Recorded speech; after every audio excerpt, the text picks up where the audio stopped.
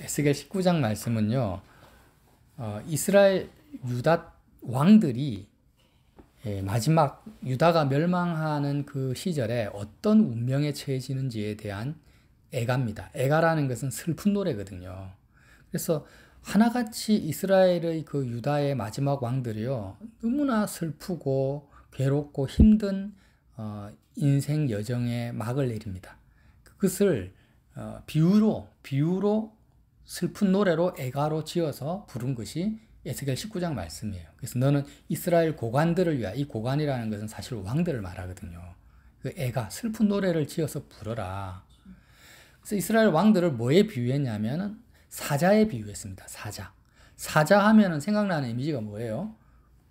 왕, 권세, 권력, 능력, 힘, 뭐 이런 것들이잖아요. 그래서 왕들이라는 것은 어떤 능력과 힘을 가졌어요. 하나님이 유다의 왕을 세웠습니다. 사자로 세웠는데 이 사자가 어떻게 하냐면은요, 3절 보면은 그 새끼 하나, 사자 새끼 하나를 키우매 젊은 사자가 되었습니다. 왕이 되었는데 먹이 물어뜯기를 배워서 사람을 삼키는 거예요. 사자는 보통 사람을 잡아먹는 게 아니라 얼룩말이라든지 뭐 돼지나 소를 잡아먹어야 되는데 사람을 잡아먹은 거예요. 사람을 식인 사자가 됐어요. 그러니까 이 소식을 듣고 이방이 듣고 어떻게 합니까? 사람들이 몰려와가지고 함정으로 그를 잡아 갈고리로 깨어 끌고 애굽 땅으로 간지라. 애굽 땅으로 간 것이 뭐냐면 바로 왕 바로 느고가 유다 왕 여호아하스라는 왕이 있습니다. 요시야 왕의 아들인데 그 여호아하스를 딱 잡아가지고 실제로 애굽 땅으로 끌고 가버린 거예요. 이걸 이렇게 비유를 한 거예요. 자, 고스트 앤 다크니스트라는 영화를 보셨어요? 고스트는 유령이고 다크니스트는 어둠이잖아요. 1898년인가 실제 그 케냐에 철도 공사를 했는데요. 그때 수많은 사람들이 이 사자에게 잡아먹혀 죽었어요.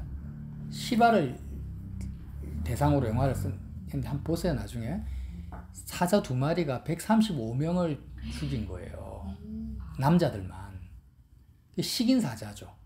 그래서 영국의 어떤 소령이 와가지고 그 사자를 죽였어요. 죽여가지고 지금도 미국의 어떤 자연사 박물관에 그 사자를 딱 전시해놨다더라고요.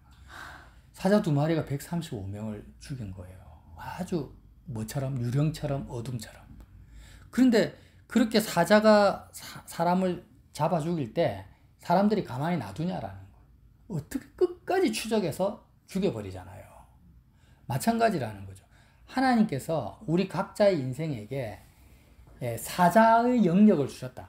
양의 영역도 있지만 사자의 영역을 주셨어요. 여러분도 마찬가지고 저도 마찬가지. 사자의 영역이라는 것이 뭐냐면 내가 뭔가를 할 수 있는 영역, 물질이라든지 시간이라든지 뭐 재력이라든지 인맥이라든지, 뭐 나는 뭐 아무것도 가진 것이 없는데 자기 몸뚱아리 가지고 있잖아요. 그러니까 이렇게 사자의 영역, 내가 뭔가 할 수 있는 영역을 허락해 주셨을 때 사람들은 이것을 가지고 나에게 유익이 되고 생명이 되고 다른 사람에게 유익을 끼치는 것으로 쓸 수 있는 어떤 의로움이라든지 권세가 나에게는 없다라는 거예요. 유다 왕들에게 왕으로 세운 것은 자기 마음대로 자기 뜻대로 쓰라고 준 것이 아니라 하나님의 뜻을 행하라고 줬잖아요. 그런데 그렇게 사자가 되었는데 사람을 잡아먹어서 자기 스스로 함정에 빠지고 올무에 빠진 것처럼 자멸하게 된다. 자멸하는 능력을 가지고 있다는 거예요. 이걸 뭐라고 하냐면 로마서에는 사망이 내 안에서 왕노릇한다 이렇게 표현하고 있습니다. 사람들은 그걸 몰라요. 내가 예를 들어서 뭔가를 돈을 많이 가지고 한 수십억 수백억을 가지고 유명해지고 친구들이 많아지면 내가 가지고 있는 이 재력과 부와 건강으로 나도 내 삶이 행복해질 거고 나를 통해서 많은 사람이 유익을 얻을 거라는 생각을 가지고 살아요. 100이면 100 전부 다. 근데 그게 아니라 수십억이 아니고요. 단돈 1,000원도 나는 그것을 유익하게 쓸 수 있는 권세나 능력과 의가 내 안에 없어요. 이 상태를 예를 들어서 내가 24시간 온전히 내가 마음대로 자유시간을 누릴 수 있으면 나는 행복할 거야. 그리고 그 시간을 통해서 많은 사람에게 유익을 줄 수 있으라고 생각한다라는 건 착각이에요. 여러분 24시간 주어진 적 많죠? 과연 그 시간을 정말 여러분의 유익을 위해서 써본 적이 있습니까? 다른 사람이 여러분이 자유시간을 많이 주면 여러분을 통해서 많은 사람이 유익을 얻었습니까? 거의 없죠, 그런 적이. 그러니까 24시간이 아니라 사람들은 몰라요. 1분도 나는 그 시간을 유익하게 쓸 수 있는 능력이 나에게 없는 거예요. 전부 다 어떻게 하냐. 사자가 사람을 잡아먹듯이 오히려 내가 가지고 있는 능력이나 힘을 다른 사람을 해치고 나의 영혼을 파멸로 이끌어가는데 쓸 수밖에 없는 것을 뭐라고 하냐면 사망이 내 안에서 왕노릇한다라는 거예요. 로마서에서 그것을 말하고 있습니다. 로마서 바울이 로마서 5장 17절에 한 사람의 범죄로 말미암아 아담의 범죄죠. 사망이 그 한 사람을 통하여 왕노릇하였은즉 더욱 은혜와 의의 선물을 받은 자들은 한 분 예수 그리스도를 통하여 생명 안에서 왕노릇하느니라. 자, 참 요즘에 이제 계속 제가 교제하고 있는 우리 아내 삼촌분 어르신, 젊었을 때 엄청 건강하셨더라고요. 몸무게가 70kg가 훨씬 넘으셨고 덩치도 좋으셨어요. 근데 지금 대장암 때문에 대장암을요 1m 이상을 끊어냈어요. 대장을 1m 이상을 끊어내니까 이제 이렇게 굉장히 불편하게 사시죠. 대장을 바로 이렇게 연결해가지고 밖으로. 그런데 제가 물어봤어요. 어르신, 왜 어르신이 이 대장암이 이렇게 걸렸습니까? 그 원인이 뭐라고 생각하십니까? 하니까 뭐라 하시냐면 술 때문이다 이러는 거예요. 내가 젊을 때 완전 폭음, 과음, 밥 먹듯이 물 마시듯이 술을 엄청나게 드셨다라는 거예요. 술하고 스트레스인 거예요. 두 가지 원인이라는 거예요. 그럼 지금은 어떻게 사시는가? 술을 입도 안 대십니다. 음식도 완전히 이제는 몸에 좋은 음식만 드시고 운동하시고 술을 전혀 입에 안 대시거든요. 그전에는 그렇게 술을 끊으려도 끊을 수가 없어요. 대장암 말기 판정을 받기 전에는. 근데 본인 속에 그렇게 암덩어리가 자라고 있고 또 내가 죽어가고 있다는 것을 깨닫고 나서는 이제는 누가 술을 먹으려도 잘 안 드신다라는 거예요. 어떻게 그런 변화가 왔는가? 내 속에 큰 암덩어리가 있구나라는 것을 실제로 깨닫고 체감을 할 때부터 삶의 변화가 온 거예요. 비유를 좀 드리는 거예요.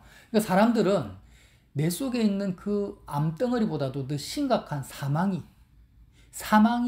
왕노릇하고 있다는 것을 알지도 못하고 인식도 못하고 살아간다는 거예요. 이게 정말 문제입니다. 우리 여러분은 한번 자신에게 물어보세요. 암은 아무것도 아니야. 사망이 내 안에서 지금 왕노릇하고 있다는 것을 인식을 하면 삽니까? 정말 그렇게 사세요? 못 살잖아 지금. 만약에 그걸 정말 내가 깨닫고 인식한다면요, 그 어르신이 술에 입도 안 되는 것처럼 나의 삶에는 엄청난 변화가 올 거예요. 누가 말하지 않아도. 그런데 그걸 인식하지 못하는 거예요. 인식하지 못하니까 어떻게 합니까? 끝까지 지금도 그때 술 좋아하시니까 술만 생기면 더 많이 마시려고 한 것처럼 사람들이 돈이 없으면 돈이 더 많이 생기길 바라고 있는 거야 지금. 내 안에 사망이 왕노릇하고 있으면 돈이 많다라는 것은 사자가 더 힘이 세진다라는 거고 더 왕성해진다는, 더 많은 사람을 살육하게 되고, 사람을 살리는 것이 아니라 물질이 많고 건강이 많고 시간이 많고 재력이 많아지면 나는 힘센 사자로서 더 많은 사람을 죽이는 그런 저주받은 인생을 산다라는 것을 인식해야 되는데, 사망이 내 안에 왕노릇한다라는 것을 모르니까 계속해서 우리는 뭐예요? 더 하면서 착각하며 사는 거예요. 사망이 내 안에서 왕노릇하면은요, 그걸 정말 아는 사람은 이제 어떻게 해야 합니까? 아무것도 이 세상에서 그 무엇도 내 소유로 내가 가지려고 하거나 내가 취하려고 하질 않는다라는 거예요. 누가 나에게 억만금을 갖다 줘도 사망이 내 안에서 왕노릇한다는 것을 정말 알고 있는 사람은, 로마서 5장 17절 말씀을 믿고 인정하는 사람은 그 돈을 무서워해요. 그거 내가 가졌다가 큰일 납니다. 지금도 내가 나를 유익하게 하지 못하고 내 안에 사망이 역사하고 나를 통해서 많은 사람의 영혼을 오히려 죽여가고 있는데 그 억만금이 내 소유가 되면 나는요, 어떻게, 여러분, 독일의 히틀러가요, 제가 정확하게 기억은 안 나는데, 그때 독일 경제가 엉망이었어요. 실업률이 거의 50%인가 40% 이상이었어요. 전 국민의 실업률이. 근데 히틀러가 정권을 딱 잡고 나가지고 독일의 실업률이 몇 년 만에 제로가 됐어요. 국민들이 어떻게 했어요? 뒤집어져 버렸어요. 여러분, 문재인 대통령이 대통령대가 우리 대한민국의 실업률이 0이라고, 0%가 되면 어떻게 되겠어요? 영웅이 안 되겠습니까? 그러니까 히틀러가 독일의 영웅이 돼버린 거예요. 독재 정권을 가진 거예요. 독일이 1차 세계대전으로 거의 패망하다가 완전히 히틀러로 말미암아 경제가 부흥하고 국가가 부흥한 국가가 된 거예요. 자, 그렇게 히틀러가 독일 정권을 잡고 강한 사자가 된 거예요. 그렇게 된 결과가 뭐예요? 유대인만 600만 명이 죽었고 2차 세계대전을 통해 가지고 수많은 전 인류가 지옥을 경험하게 된 거예요. 이게 사자라는 거예요. 사망이 내 안에 역사하는 거예요. 당장에 뭔가 내가 주어지고 어떤 성과가 얻어지면 좋을 거라고 생각하는 거예요. 자, 그러면 한번 봅시다. 어떤 물질이나 힘이 나에게 주어졌는데 조금도 내가 나를 위해 쓰지 않고 다른 사람을 유익을 위해서 다 퍼줬다. 다 퍼줬어. 그러면은 어떻게 뭐 다른 사람을 유익하게 한 겁니까? 아니에요. 엄청난 사자를 내가 많이 양성한 거야. 이해가 돼요? 가난한 사람을 부자로 1000명을, 가난한 사람 1000명을 부자 1000명으로 만들었어. 내 거를 다 투자시켜서. 그러면은 1000명의 사자를 만드는 양성해낸 거예요. 그 1000명의 사자가 사람을 얼마나 잡아먹을지 모른다라는 거예요. 그러니까 이런 인간이 사회 전체가 통째로 사망이 왕노릇하는 걸 아는 사람은 어떻게 하겠어요? 내가 조금이라도 뭔가를 가지거나 사조로서의 힘을 발휘하려고 하지 않고 권세를 잡은 자의 홀이 되려고 하는 거예요. 홀이 뭐냐? 왕들이 가지고 있는 지팡이 있잖아요. 자, 오늘 19절 말씀 나옵니다. 19장 11절에 10절부터 볼까요? 내 피의 어머니, 너를 낳은 어머니를 말합니다. 유다 왕의 어머니 다윗을 말합니다. 물가에 심겨진 포도나무 같아서 물이 많음으로 열매가 맺고 가지가 무성하여. 다윗은 실제로 정말 예수님을 왕으로 섬기면서 많은 열매, 좋은 유익을 끼친 사람이에요. 그런데 그 가지들, 다윗으로부터 나온 그 유다 왕들은 강하여 권세 잡은 자의 규가 될 만한데, 권세 잡은 자는 예수님을 말해요. 예수님의 규, 예수님의 손에 붙잡힌 그 왕의 지팡이 말하는 거예요. 그 규가 될 만한데 그 하나의 키는 굵은 가지 가운데 높아며 많은 가지 가운데 뛰어나 보이다가 규가 되지 않고 어떻게 합니까? 12절에 분노 중에 뽑혀서 땅에 던짐을 당하여 그 열매는 동풍에 마르고 그 강한 가지들은 꺾이고 말라 불타버리는 거예요. 이해가 되십니까? 14절에 불이 그 가지 중에 하나에서부터 나와 그 열매를 태우니, 이 시드기야 왕을 말하거든요. 권세 잡은 자의 규가 될 만한 강한 가지가 없도다. 권세 잡은 자의 그 지팡이가 될 만한 강한 가지가 없다라는 거예요. 제 말씀을 정리하겠습니다. 여러분, 내 안에서 사망이 왕노릇함을 정말 뼈저리게 인식하고 깨닫기를 바랍니다. 그걸 깨달으면은 십자가에서 왜 예수님이 나를 위해서 죽었고 왜 내가 예수님의 죽음이 나의 죽음이 되어야만 되는지를 알 수 있는 거예요. 사망이 내 안에서 왕노릇하는 것을 멈출 수 있는 유일한 길은 뭐밖에 없어요? 사망 안에 거하는 내가 십자가에서 죽는 거예요. 그래서 사망이 내 안에서 왕노릇하는 것이 아니라 권세 잡은 자, 예수님이 내 안에서 왕노릇하는 것 외에는 나는 사람을 잡아먹는 고스트 앤 다크니스와 같은 식인 사자로 살 수밖에 없는 운명이구나. 예수님이 내 안에서 나를 다스리고 내가 예수님의 손에 잡혀 있는 규, 지팡이가 돼야 된다는 겁니다. 이렇게 보시면 돼요. 예수님이 나의 왕이 되지 않는 상태, 예수님이 내 안에서 왕노릇하지 않는 상태는 나는 식인사자다 라고 적용하면 딱 맞습니다. 동의하십니까? 동의하세요? 네, 이걸 몰라요, 사람들이. 암덩어리가 내 안에 들어와가지고 큰일 났다. 이 암이 나에게 왕노릇하면 나는 죽는구나 하면 모든 삶이 다 바뀌어버리는데, 바울이 피를 토하면서 로마서에 아담이 범죄함으로 말미암아 너 안에서 사망이 왕노릇한다라고 선포를 해도 사람들은 이것을 심각하게 받아들이지 않고 더 하면서 더 강한 힘만을 구하고 있다는 거예요. 오히려 자기가 더 파멸당하는 거예요. 유다 왕들이 다 그 길을 갔어요.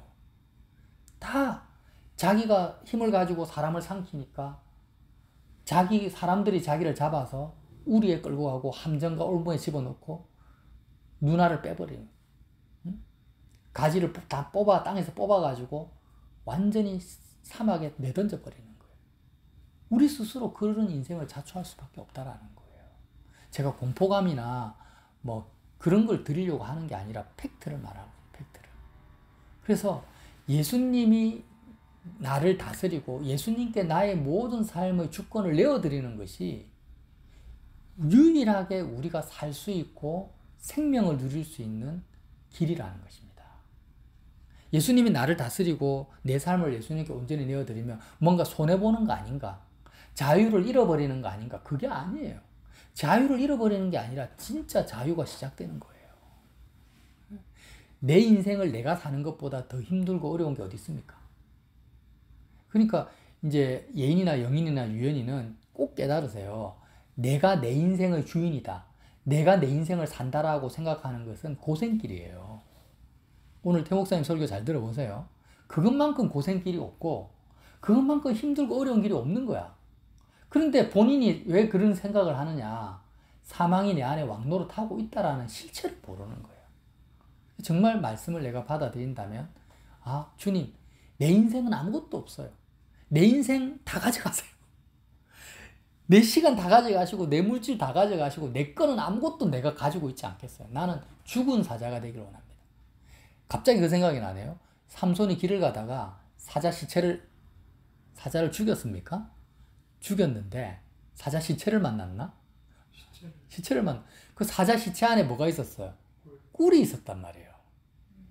그러니까 우리도 그렇게 죽은 사자가 되면은 우리 속에 사람들을 살릴 수 있는 꿀이 내 속에 생겨난다라는 거예요. 네. 그 비유입니다. 살아있는 사자는 계속 사람을 해치는 거예요. 그러니까 삼손이 그 시대 사사로서 예수님을 대신하는 거거든요. 그러니까 예수님께 맞아 죽어야 돼. 그게 뭐예요? 십자가에서 그리스도와 함께 죽는 걸 말하는 거예요. 십자가에서 내가 세상에서 주님과 함께 죽으면 죽은 사자로서 내 속에 꿀이 생겨난다는 거예요. 그 의미 자체가. 예. 예수님이 나의 왕이 되시는 거예요. 그래서 저와 여러분이 서로 식인사자가 되지 맙시다. 예. 예수님의 손에 잡혀 있는 권세 있는 규가 되시기를 예수님 이름으로 빌어드립니다. 아멘.